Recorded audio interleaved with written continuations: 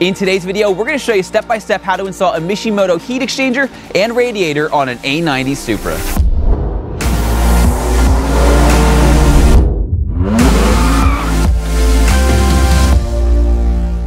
Hey, this is Bryan. Thanks for watching Kies Motorsports. If you like our videos, give us a thumbs up, make sure to subscribe, and check us out at KiesMotorsports.com. Back in the house, we have Bill's A90 Supra. You may have watched us do some other videos where we did turbo upgrades, spark plug upgrades, and more.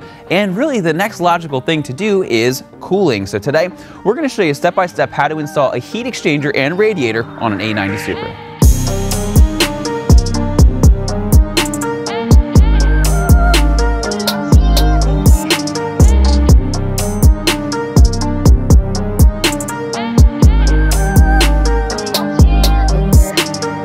Now, before we get started with today's installation, I do want to let you know two things. First, if you are looking to add a heat exchanger and radiator to add a ton of power, may not be the mod for you. It is best when used for cooling to help keep temps down. If you watched our other video when we did some dyno testing on another heat exchanger, you know that it doesn't really just add power. If you're looking for a big power add, you do something like a boot mode flash tune. This is more a modification for controlled temperatures, especially if you're tracking your car or driving it hard. It's gonna help keep those temps low. The second thing I wanna let you know is these are pretty much installed right next to each other, and especially the heat exchanger is a little bit time consuming to do. So if you're considering this mod, you may wanna highly consider doing both at the same time. With that, let's get started with the install. Now, the first part of this process is we need to remove this bumper, but before we do that, we need to remove Bill's tow hook here. Otherwise, it's gonna prevent the bumper from coming out. Now that we've done that, we can actually start to remove the bumper. Just pull up on this weather stripping. It's gonna come up just like that, and you're gonna wanna put this somewhere because we're gonna... Come on, don't do that. Just put it in a safe place. Next, we need to remove this side plastic here and also the same over there. These are basically BMW fasteners. If you are familiar with them, you lift up the middle, looks like that, and then you'll be able to lift up the rest of it. So it's just a two-part rivet, looks just like that. And then when you reinstall it, you just push it back down and then push that in. It spreads it and locks it in place. So at this time, remove all of these.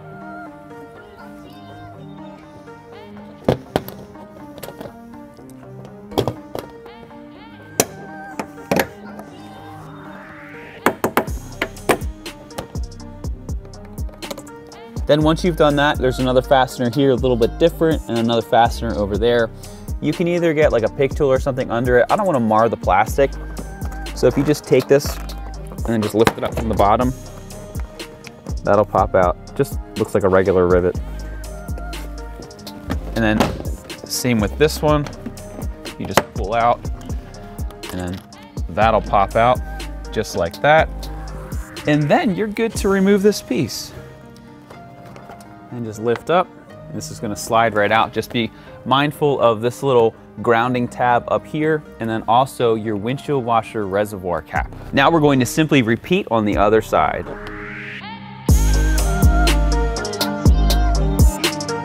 Now that we have all those plastics out of the way, we need to remove the bumper. To do so, you're going to find a bunch of screws that hold the top in. There's a bunch on the top, 2 on the side, 2 on the side. There's also a number of them. There's 3 or so on this side, 3 or so on that side, and there's a whole line of them underneath. Now what I like to do, I like to put the car up in the air, and just so you know, you don't need a lift for this. It's completely doable on a jack and jack stands.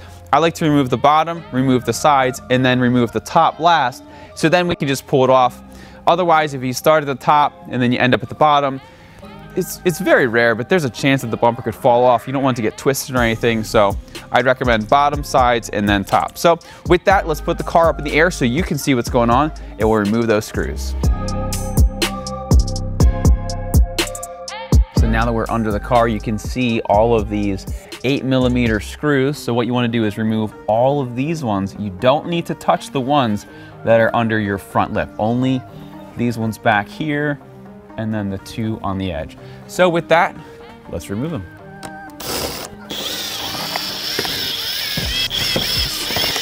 Next, just take your wheel and just turn it in. And then if you look over here, there's another 8mm here, there's one here, and then there's one up top. Now, while you have that 8mm out, you can remove this screw and this one. The ones on the top center are 10, so it's best to do these now. Now that you've done that, just take your bumper here and just flex that out a little bit, and you will be able to see a connection that looks just like that. So what you're gonna do, you're gonna push on the left and the right side of it. Try to do this while holding a light. Push down, and then you're gonna pop that off just like that. And then you're just gonna pull this down and out, just like so, because this is connected to the bumper, and you wanna make sure that that's not gonna get hung up on anything. Then you're gonna do the exact same thing on the other side.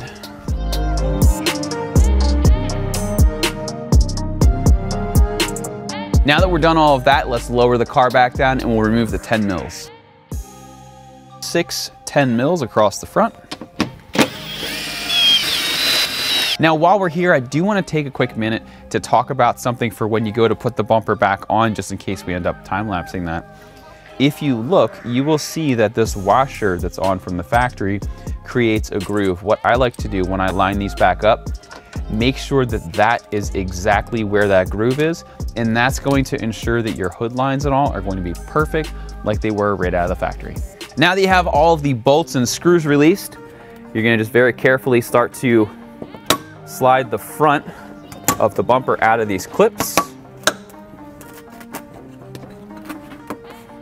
Okay, loosen that up, and then we're going to take it from the side, we're going to flex it out to make sure it doesn't hit the headlight, and then we're just going to very carefully pull this off as straight as we can. Okay. And one thing to note, Toyota used some Velcro here, the plastic kind that's a little bit difficult to get off, so if you're having any trouble, it's probably just a little bit stuck there. Just reach your hand back, loosen that, and then put your bumper in a safe place. Next, we're going to remove this bumper support. There are 4 T30s. Now, one thing that I do want to say about this, the bottom ones are cut like that because they actually go into the plastic, where the top ones are machined like that because they go into a little metal C-clip. Now, if you have support braces, you are going to need to remove them. On Bill's car, it's a 15 mil. Next, what we need to do is we need to remove this piece, and to do so, there are a number of these 13 millimeter bolts along the bottom, the side, and also on the top. Now, you'll notice that some of them are just a little bit difficult to get to because of this front piece. So because of that, we are going to remove it. So grab a 10 mil, and there are 4 screw locations, or bolts technically. There's one over here, one over here, one over here, and then there's one over on the end. And now that that's loose, we can gently slide it forward, and it's no longer in our way.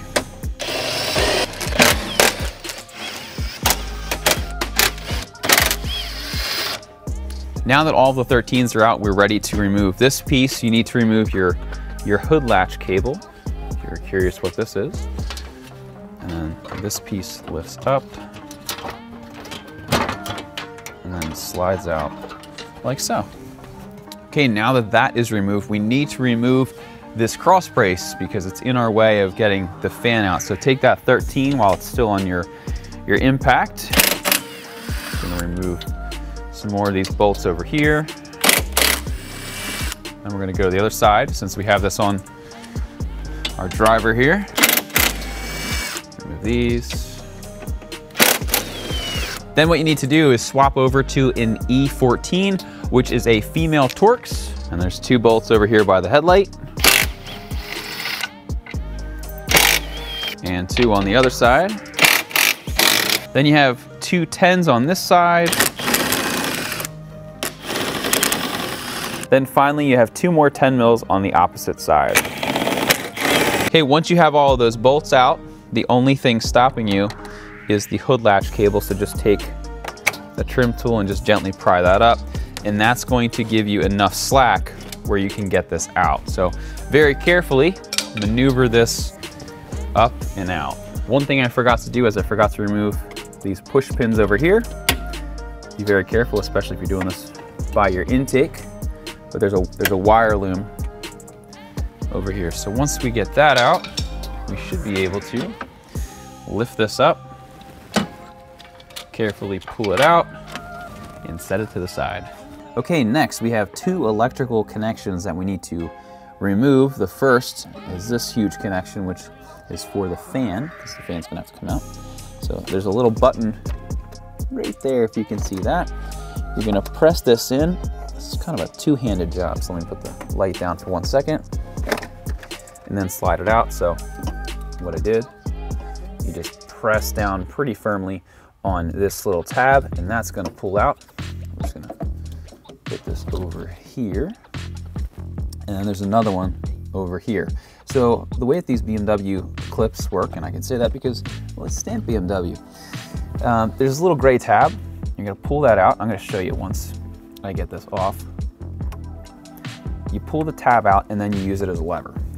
So once again, it's gonna be locked in like this. You pull it out just like that, and then you press down on this, and then it's gonna pop out.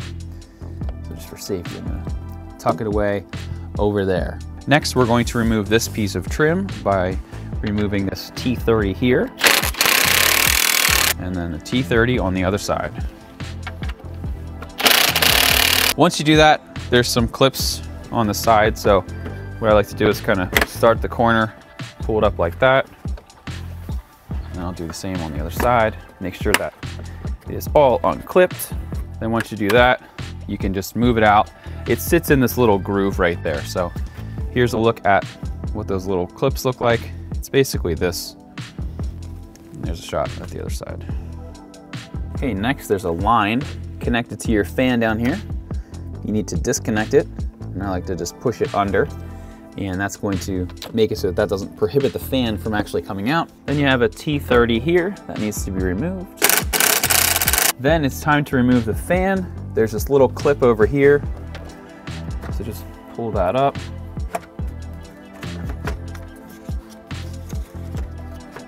Fans are always kind of funky, and they make weird noises when you pull them out, so don't be alarmed. You're doing great. Okay, here you go. Ah, my biggest fan. Hello. All right, so now that we have the fan out of the way, this front one here is your heat exchanger, and the purpose of the heat exchanger is to cool the charged air. So this has an air-to-water cooler in it, where some cars have an air-to-air intercooler where air is going through to cool it down. This actually has coolant lines. So you'll notice if you follow the coolant line up, it goes up to this top reservoir. So that nice boost you're feeling is going through this cooling system. And then there's also a charge cooler that is built into your intake manifold. Now this other one over here is your radiator. That's the one in the back here. We're gonna just loosen this reservoir as we continue to talk about it. The main purpose of your radiator is to keep the engine cool, and the heat exchanger keeps your boosted air nice and cool. Okay, so what we are going to do now is we are going to lift the car, remove some underbody paneling, drain the coolant before you actually get to there. You saw me loosen these caps. What you want to do is make sure that you have some airway in there, because what's going to happen is if you try to drain your coolant out with a sealed system with those caps on, it's going to be very slow and it's going to be really annoying. So loosen those caps. It's going to make the coolant flow a lot better. With that, let's put the car up and get under it. Next, if you haven't done so already, we need to remove this middle piece of plastic. It's held in with some 8mm. One over there, one over there, one over here, and then two more. Whoops. Okay, and then carefully take this down and put it in a safe place. All right, now what we're going to do, I'm going to remove 10mm here. Take these bottom pieces of protective covering, because they're kind of in our way. Take that, put it away. And then we'll do the same on the other side. There we go. Much better. Now that you've gotten this far, you need to remove this piece of black plastic trim. It sits under the radiator and the heat exchanger. There's a T30 over here, a T30 over there, and then it pulls down, but you're going to need to remove your coolant line, start to drain some of that coolant, because for whatever reason they made it so you have to put the black plastic behind it and then clip it in. So make sure you do it in that order. Then grab your drain pan. Again, this is all easy to do if you have the car just on jack stands. But if you look over here at the coolant line, there's the connection, and then what they do is they use this little C-clip. So if you can see it, what you want to do is just get a pick tool under, and then you just pull it off ever so slightly. You don't actually have to have it pulled off all the way.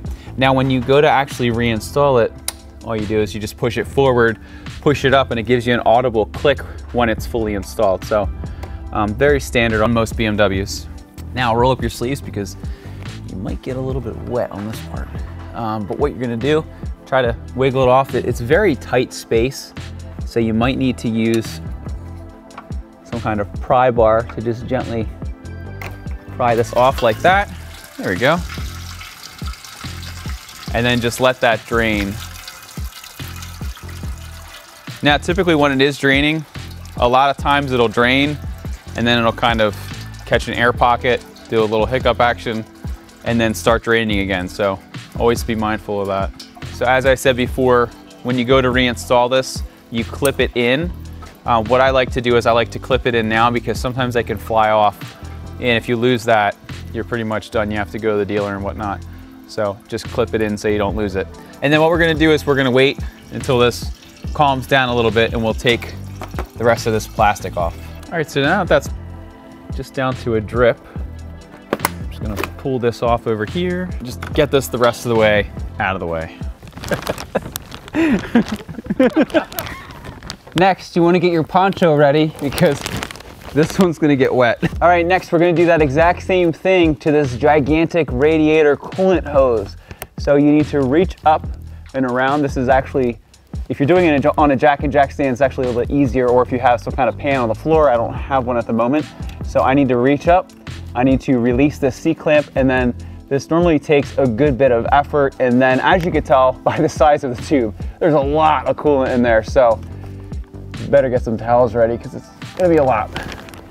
That is up. Let's get our coolant thing ready. I need two hands. Oh, there we go.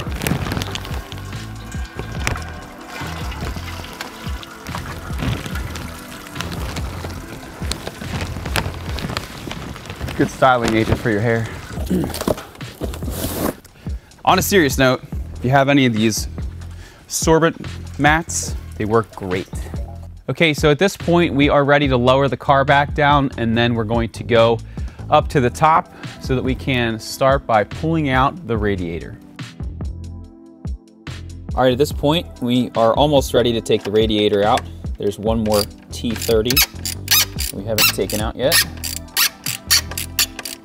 Now, on a serious note, coolant is terrible stuff. So if you have animals and whatnot, make sure that you do clean it up, because chances are you are going to spill it no matter how careful you are. Because if you have a dog or something and it eats it, it will die. So just something to be aware of. Okay, then we're going to release the big hose from up here. And just pull that out like that. With these big ones, they can be very difficult. One other thing I do want to mention is you'll notice that there's this little piece that pops up right here, and you also notice that it does it there. These only go on one way, so they don't twist.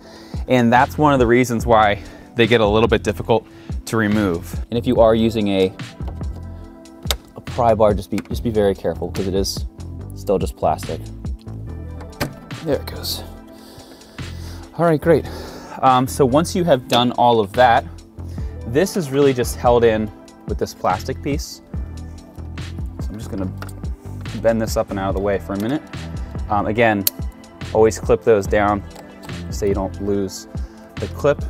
But then once you've done that, you can just rock this back like so. Just be very careful. Remember that this thing is still filled with a lot of coolant. So as you're pulling it out, you're gonna see a bunch of spill.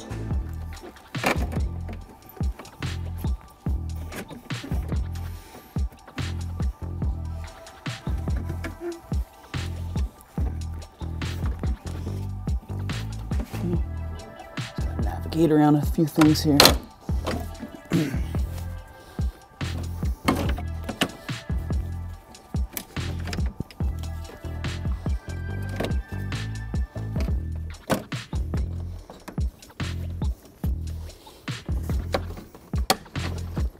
almost free.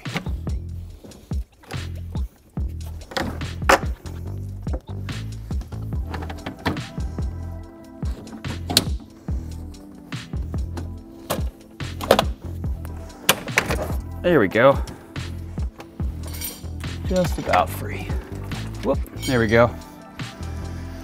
All right, and before you go any further, it's a really good idea just to finish dumping this out because like I said, there's still a ton of coolant in there. Okay, for the heat exchanger, you have this coolant connection. You are an absolute pro at these now. Okay, just be super careful. Boom. Push that back in. Make sure that we move this out of the way.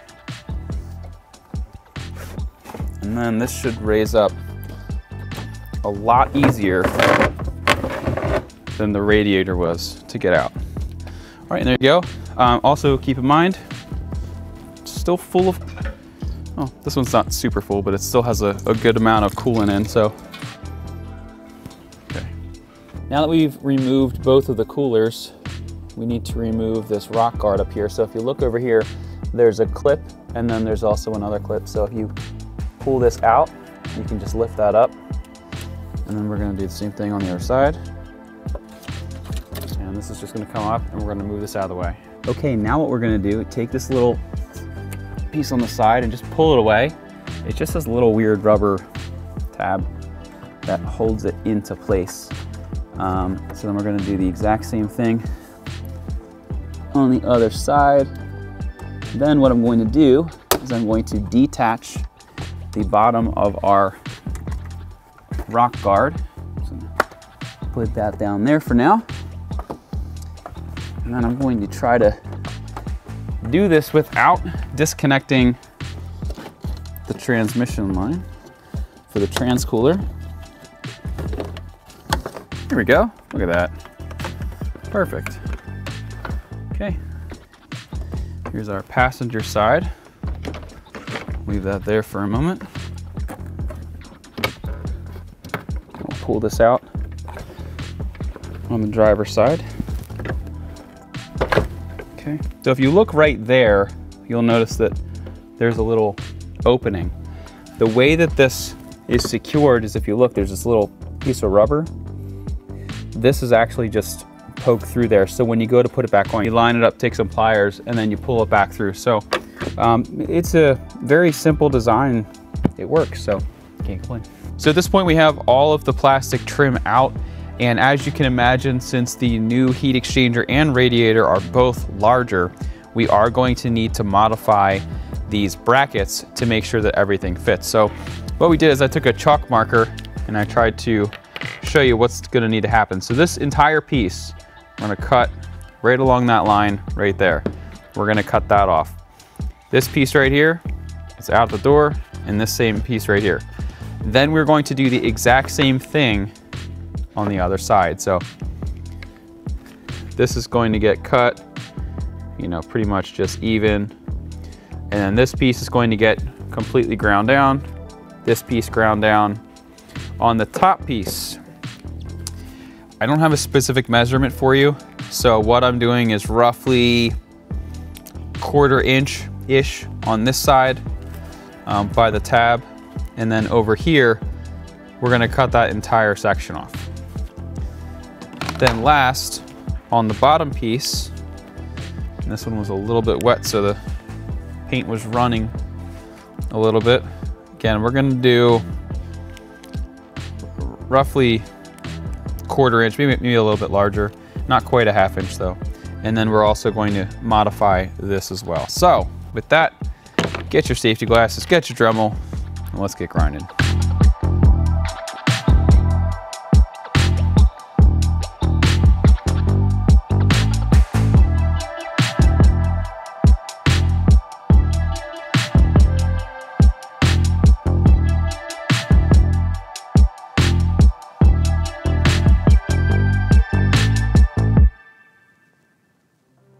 Now that we have everything trimmed, we are going to reinstall these side brackets. So this big piece right there is going to go in here, and then this little piece of rubber is going to go through this little hole. If you don't have a lot of coolant on, it might be a little bit difficult. I just did a test fit and it went right in without the need to pull it through with pliers, just because it's all covered in coolant right now. But let's take this, line it up, push it in. Okay, so that's good like that. Now, one thing I just had to go back and fix on the other side. Luckily I didn't really get too far, but you have your trans cooler over here. You have to make sure that the line sits in this little groove right there, so it has to be above this piece right there.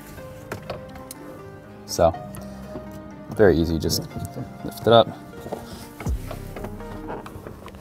press it in. Okay, that piece went in there well. You can just clip that in just like that. All right, so here we have the radiator side by side. We have obviously the OEM one is over here, and here is our Mishimoto, which is significantly larger. So really looking forward to getting this in the car. But before we do so, there's one more thing we have to do. There's actually a sensor right here, and there's a little tab on the left, a little tab on the right.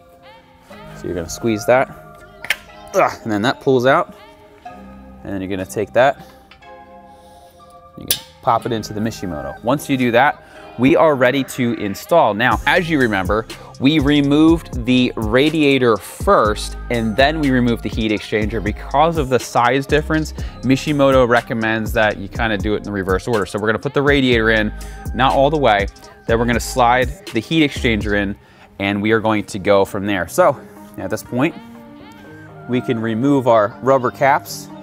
I always recommend taking them and putting them on your old unit, so when you store that, no bugs or anything get in. It stays nice and clean. Now, as far as how to install it, it has a big M on it, so just make sure that the M is right side up. If you have a W, it may be in wrong. And just be very careful. You're just gonna navigate it down.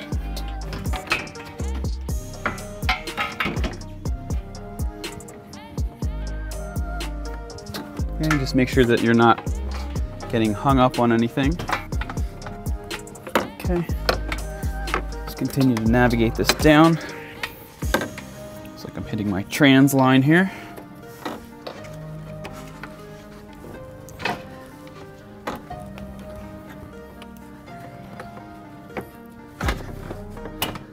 Okay, and then there's a little groove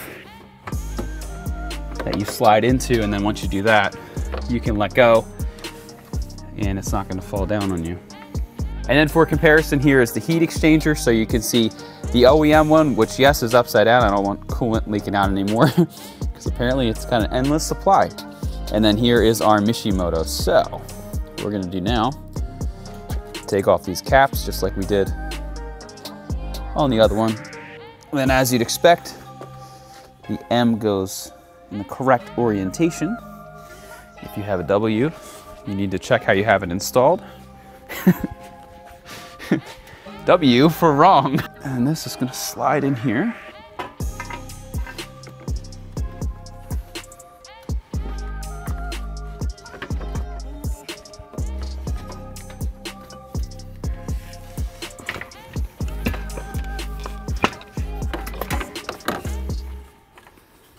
And again, just make sure you're not getting caught on anything.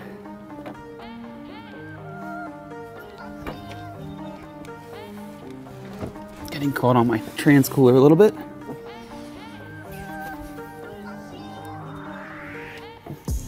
Okay.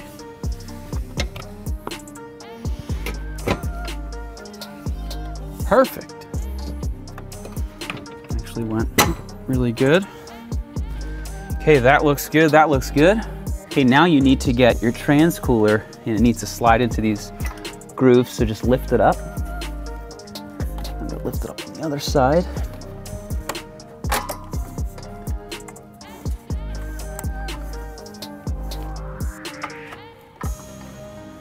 Okay, that side's in. I'm gonna get this side in. Okay. There you go, much better fit than just plastic. And then you're gonna take the supplied Allen bolts, and one goes in here, and the other one is gonna go over here. All right, so now it's time to install the lower rock guard. When you look at it, there you go. The way that you tell which way it goes is it looks like this, but also if you see a BMW emblem, it goes up in the correct orientation. You're gonna slide this up like this. You're gonna slide it behind the transmission cooler. It's going to slide into a little groove in the Mishimoto cooler. Then you have these little tabs, and I'll show you this in just a minute. But those are going to help keep this up and in place. Okay, so here's what it looks like. It's just this little bracket, and then there's that little bolt. And then we're gonna do the exact same thing on the other side.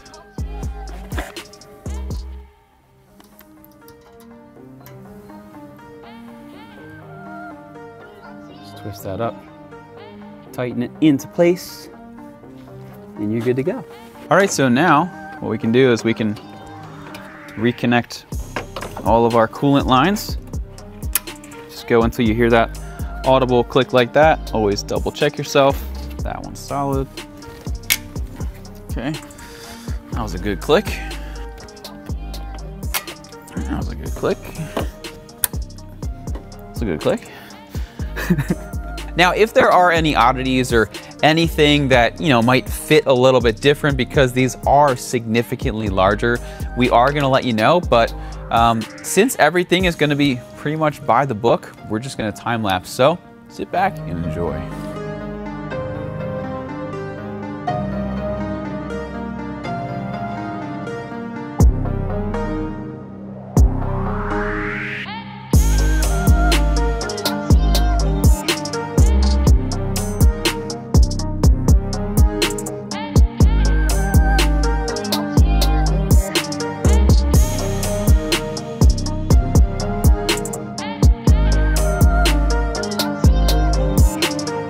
All right, at this point in the process, all the screws and bolts are fastened and everything went back together really nice.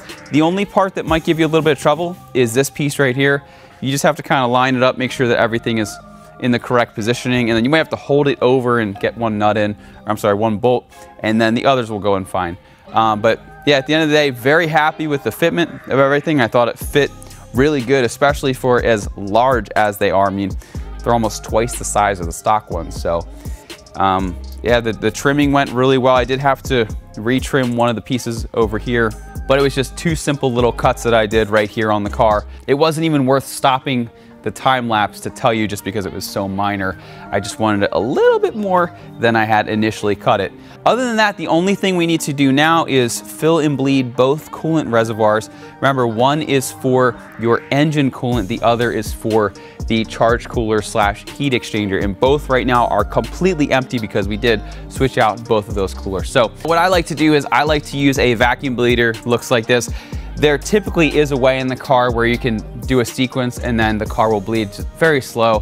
And I use that as a last resort. This method is extremely quick and extremely reliable to make sure that everything is properly bled and that all of the air is out of the system. So what we're gonna do, I'm just going to do this off camera after we wrap up today's video. But once again, my name is Brian, that's Zach behind the camera. Thanks for watching today's video. I hope it's helpful. If you are looking to do these upgrades to your A90 or A91 Supra, for links to all the products and tools we used in today's video, be sure to see the description. Once again, my name is Brian. Thanks for watching Kies Motorsports. If you like our videos, give us a thumbs up, make sure to subscribe, check out our other Supra videos, and visit us at kiesmotorsports.com. Thanks for watching, and we'll see you in the next video.